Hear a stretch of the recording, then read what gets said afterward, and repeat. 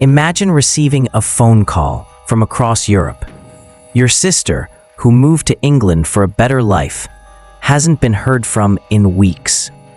The last message was brief, casual even. "Everything is fine," she said.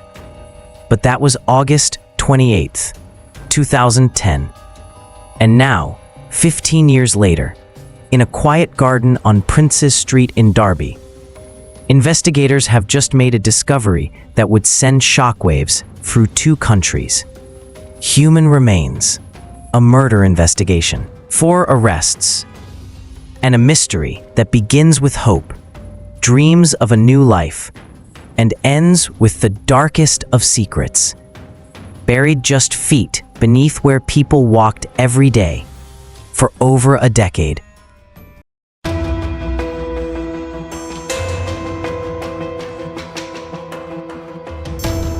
Picture this. It's 2009, and across Poland, thousands of young people are making the same impossible choice. Stay in a country still recovering from decades of economic hardship, or pack everything you own into a single suitcase and chase the promise of something better in the West. For Izabela Zablocka, a 29-year-old woman with dreams bigger than the small Polish town that had defined her entire life, the choice wasn't really a choice at all. Izabela wasn't running from anything sinister. She wasn't fleeing danger or escaping some dark past. She was simply doing what millions before her had done, following the age-old human instinct to seek a better life. England represented opportunity, work, independence, the chance to send money back home to family who believed in her enough to support this terrifying leap into the unknown. So in 2009, Izabela Zablocka boarded a bus, then a plane, then another bus, carrying with her the hopes of everyone she was leaving behind. Her destination? Derby. Not London with its glittering promises, not Manchester with its vibrant Polish community. Derby, an industrial town in the heart of England that most people couldn't point to on a map. But Derby had something Izabela needed. Jobs that didn't require perfect English, a growing Eastern European community, and most importantly, a future. The Derby that welcomed Izabela in 2009 was a city in transition. Once the proud home of Rolls-Royce and a thriving railway industry, it had reinvented itself as a hub for aerospace and manufacturing. For immigrants like Izabela, it offered something precious, the opportunity to work hard and build something from nothing. The city's Normanton area, where Izabela would eventually settle, had become a melting pot of cultures, languages, and dreams. But here's what strikes me as both beautiful and heartbreaking about Izabela's story. She wasn't just surviving in Derby, she was building a life. By 2010, she had found work at Cranberry Foods, a chicken and turkey processing factory in nearby Scropton. It wasn't glamorous work. The hours were long, the conditions were tough, and the pay was modest.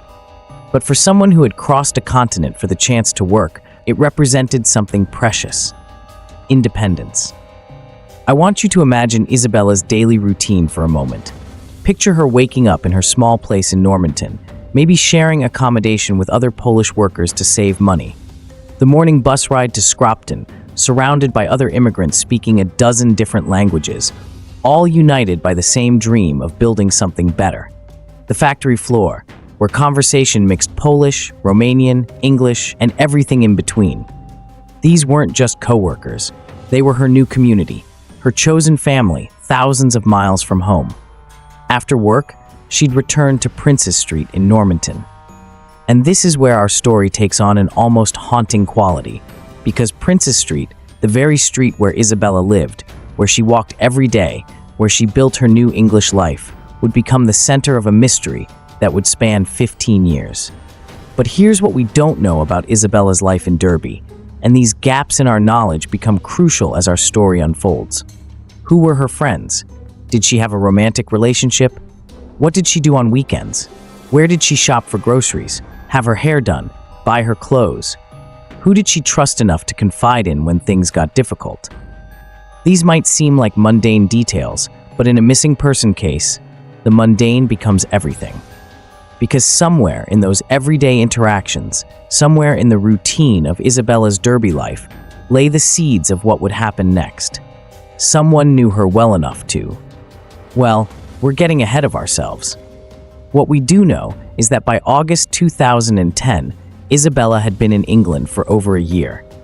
She had survived the adjustment period that breaks so many immigrants. She had work, a place to live, and presumably people she considered friends. From the outside, it looked like the dream was working. The gamble had paid off, but dreams, as we all know, can become nightmares faster than we ever imagine. And for Izabela Zablocka, the late summer of 2010 was about to become something far darker than anyone, especially her family back in Poland, could have possibly predicted. August 28th, 2010. A Saturday.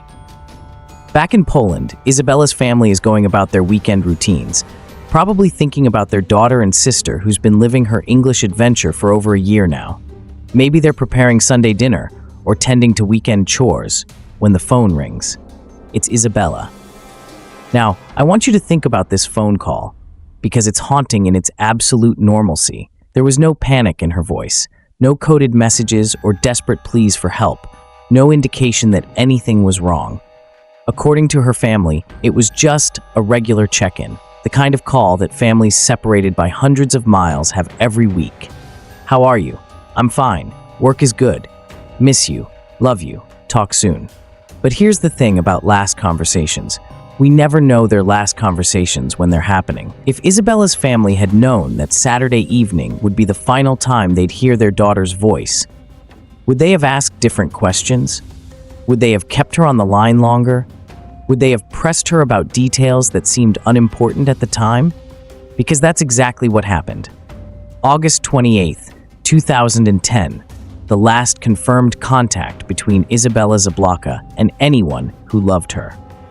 After that call ended, Izabela Zablocka, for all practical purposes, vanished from the face of the earth.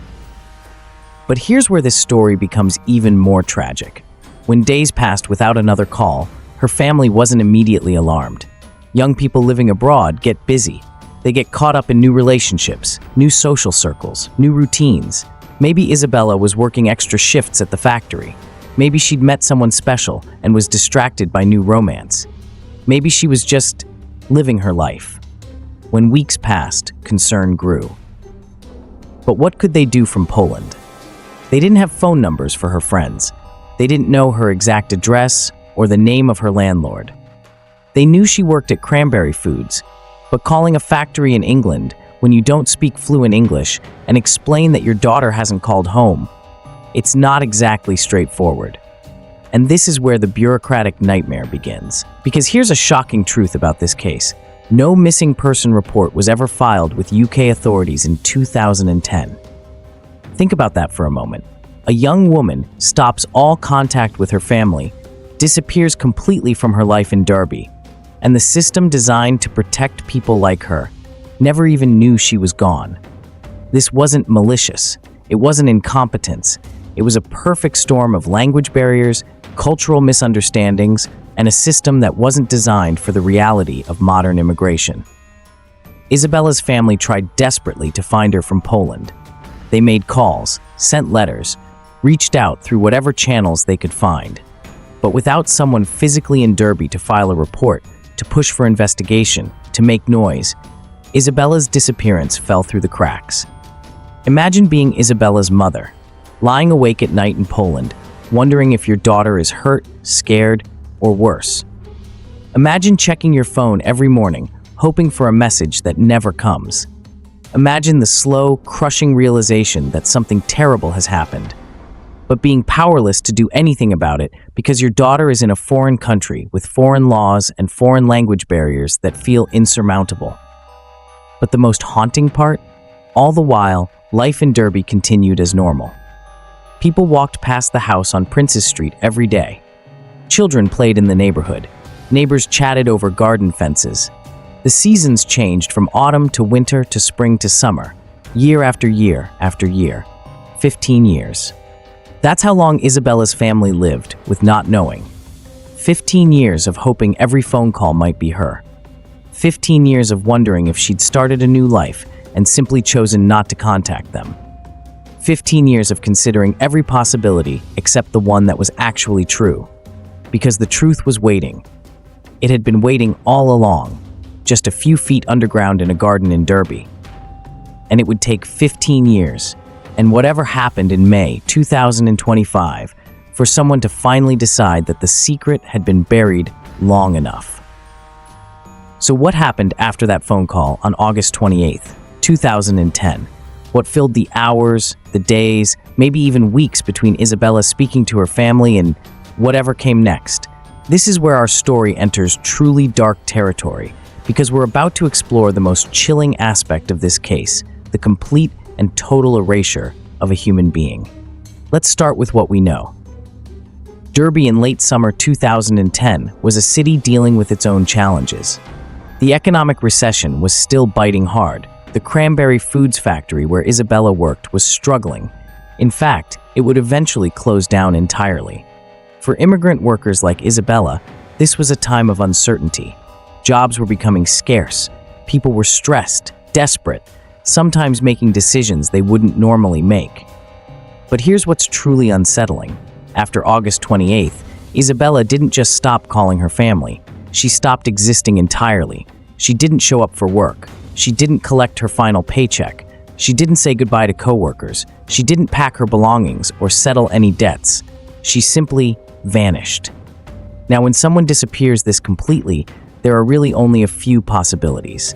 Let's walk through them because each one leads us down a different, increasingly dark path. Possibility 1. Voluntary disappearance. Maybe Izabela decided to start over somewhere else. Maybe she met someone, fell in love, and decided to cut ties with her old life. People do this. They create new identities, new stories, new families. But here's the problem with this theory. Izabela's life was just beginning to stabilize. She had work, a place to live, a routine, and more importantly, she was sending money back to Poland. For someone who had traveled across Europe to support her family, abandoning them completely makes no psychological sense. Possibility 2. Accident or medical emergency. Maybe something happened, a fall, a sudden illness, an accident that left her unable to contact anyone. But in a connected society like the UK, this theory has holes too. Hospitals keep records. Police investigate unexplained deaths. Bodies are found. After 15 years, if Izabela had died in an accident, we would have found evidence by now. Possibility 3. And this is where our story takes its darkest turn.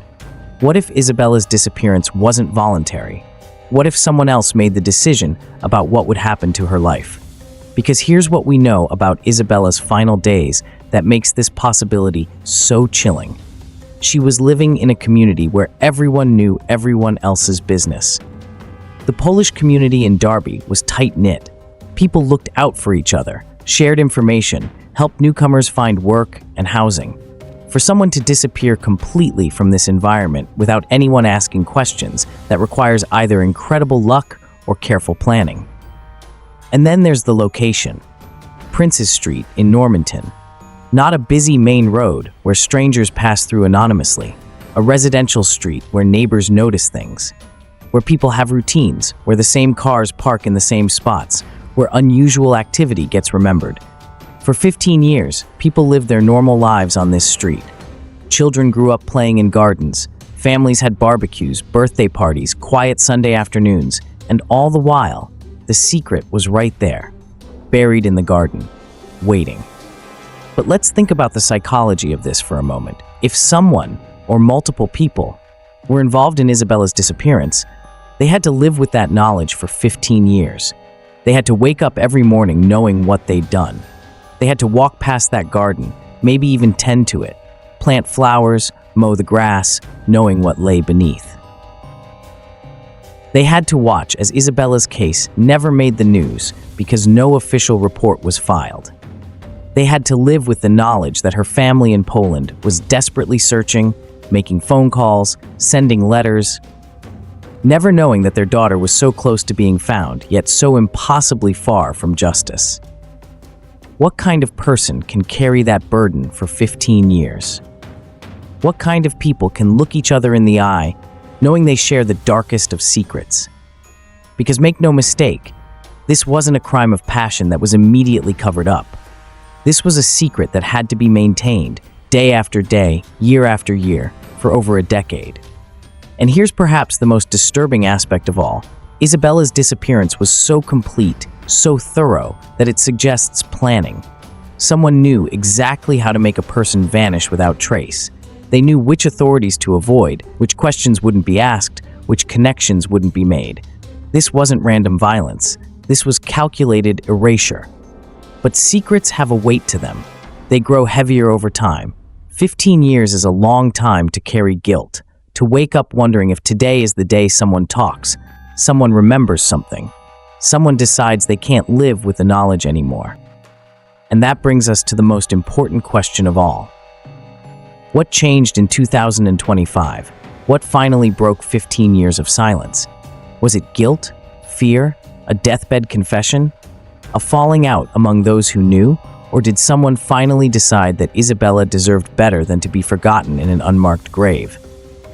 Because something did change, and that change would lead investigators to Princess Street, to that garden, and to a discovery that would finally give Izabela's family the answers they'd been seeking for 15 long years. May 2025.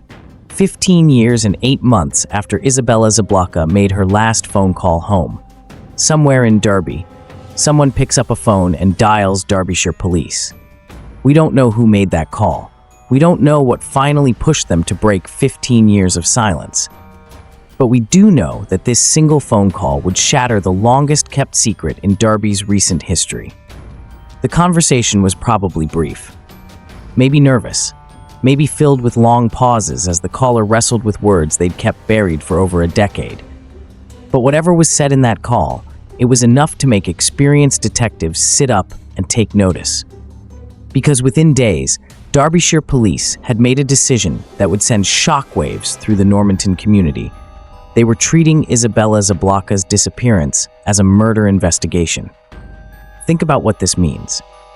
After 15 years of Izabela being a ghost, no missing person report, no official investigation, no media coverage, suddenly she was front-page news. Suddenly her name was being spoken in police briefings and press conferences. Suddenly, after being invisible for so long, Izabela Zablocka was about to become the most talked-about person in Derby. But here's what makes this even more extraordinary. The police weren't just reopening a cold case based on some vague new information. They immediately focused their attention on a very specific location, Princess Street, Normanton. And not just any property on Princess Street, they knew exactly which house they were looking for. Imagine being the residents of that street on the day the police vans arrived, the forensic teams, the crime scene tape, the realization that something terrible had been hidden in their quiet neighborhood for over a decade. Imagine the conversations that must have happened behind closed curtains as neighbors tried to piece together what they might have missed, what signs they might have overlooked. And then came the arrests. First, 3 people were taken into custody. 2 women, both 39 years old, 1 man, 41 years old, all arrested on suspicion of murder, not missing persons, not conspiracy, murder, which means the police already believed they knew exactly what had happened to Izabela, even before they'd found a single piece of evidence.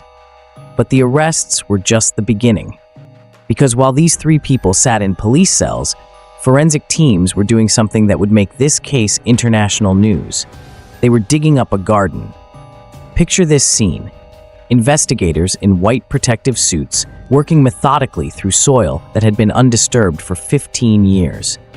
Each shovelful of earth potentially containing evidence that could solve one of the most mysterious disappearances in modern Derby history.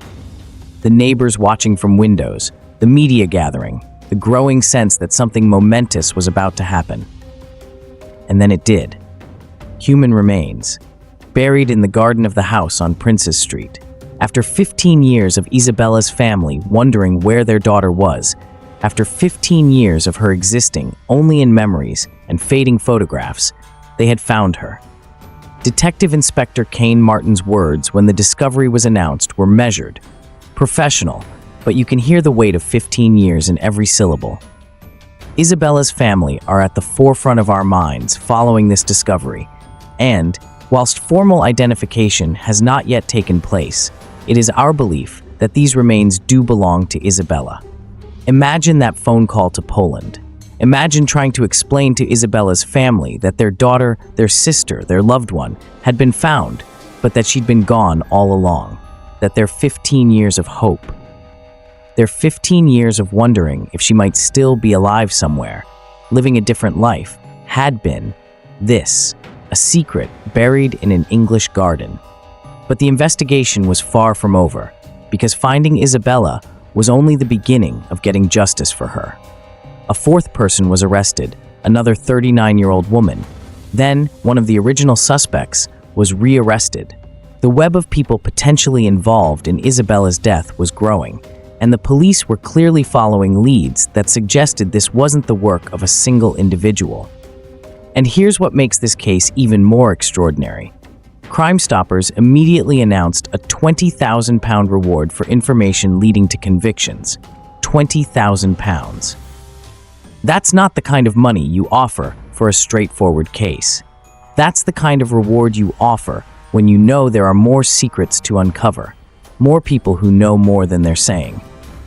Because think about it, if 4 people have been arrested, how many more knew what happened but stayed silent? How many people in that tight-knit community had suspicions they never voiced?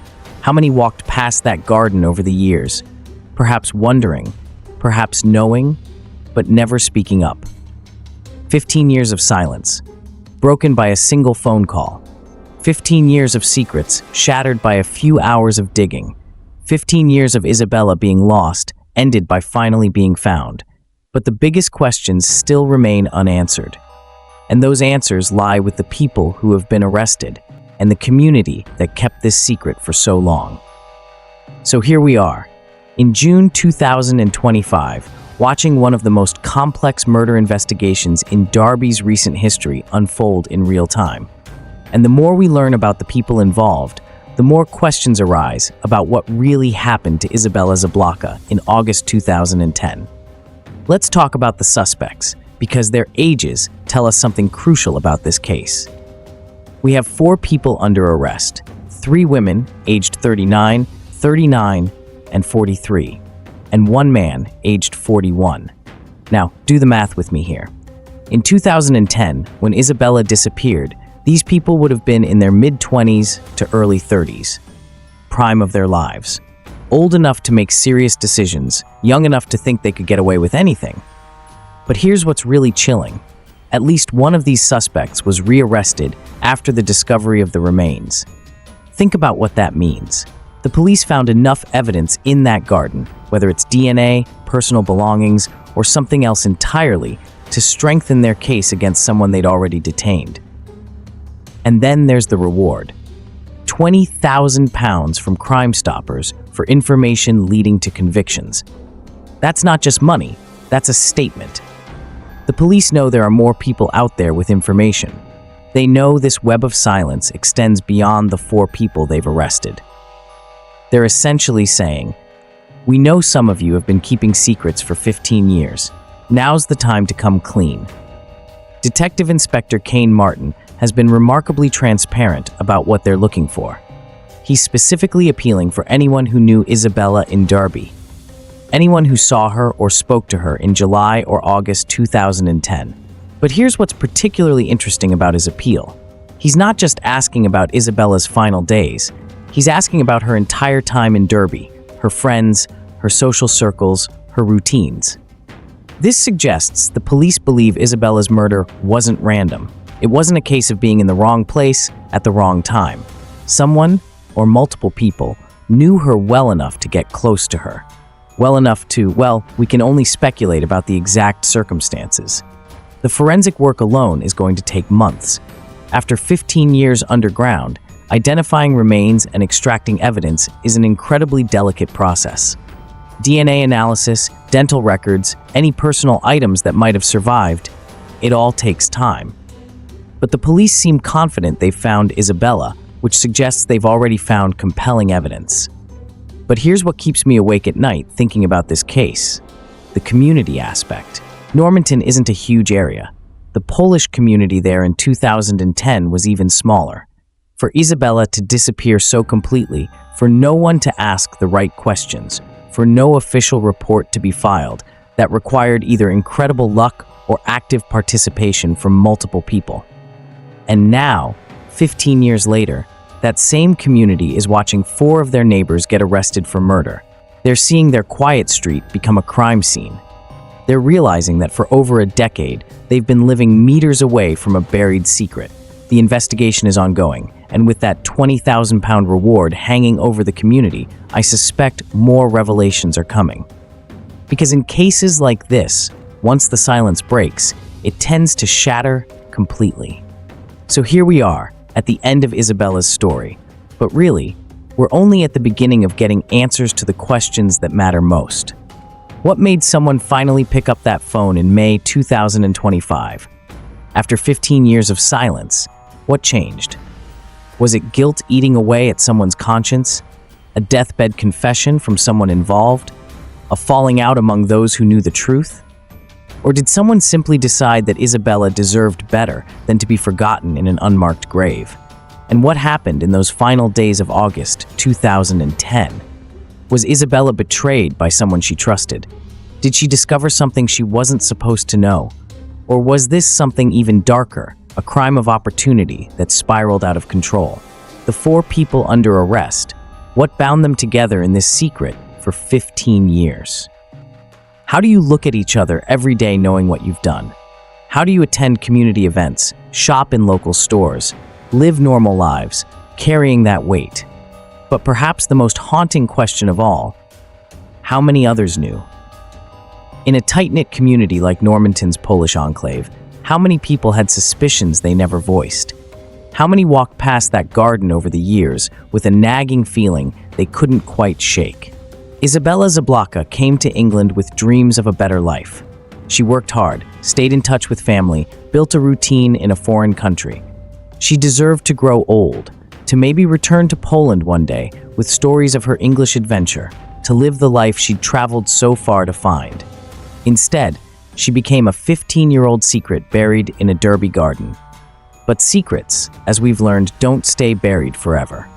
And for Izabela's family, after 15 years of not knowing, the truth, however painful, is finally beginning to emerge. Justice may be delayed, but it's not denied. This case is still developing, and I'll be following every update as this investigation unfolds. If you want to stay updated on what happens next with the Izabela Zablocka case, the trial, the verdicts, and hopefully the full truth about what happened in August 2010, make sure you subscribe and hit that notification bell. What do you think happened to Izabela? Do you believe more people in the community knew than are letting on? Let me know your thoughts in the comments below. But remember, these are real people's lives we're discussing, so let's keep the conversation respectful. And if you're fascinated by unsolved mysteries and true crime cases like this one, check out this video about another case where a family's 15-year search for answers led to discoveries that shocked an entire community. Thanks for watching, and remember, every missing person is someone's beloved family member. Their stories deserve to be told.